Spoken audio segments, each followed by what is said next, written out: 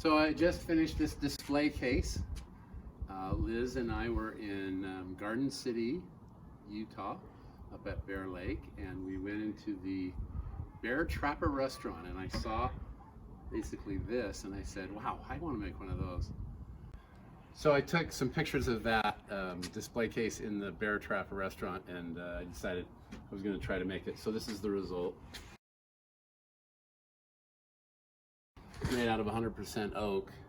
This is raw oak, and then I've got oak laminate plywood, and then these black L brackets I made and sent away for these turnbuckles and rods, and had a nice guy at a machine shop make those for me, and then painted in black. And then these rustic wheels. Anyway, I think this has been a really fun project. It's a beautiful piece. I saw some online for between $1,000 and $1,500, so terrific, fun to make.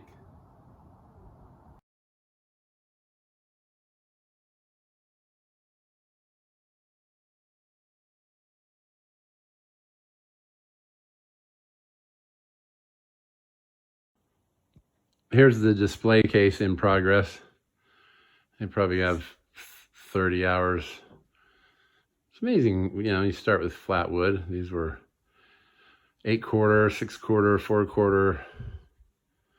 Planed them all down on my planer and borrowed my friend's joiner. And just been steadily working on this along with 4 other projects. Here's a quick different view of the display case. These are the shelves that I haven't put in yet. Pretty straightforward build, although the oak, because of the pandemic, is so expensive right now.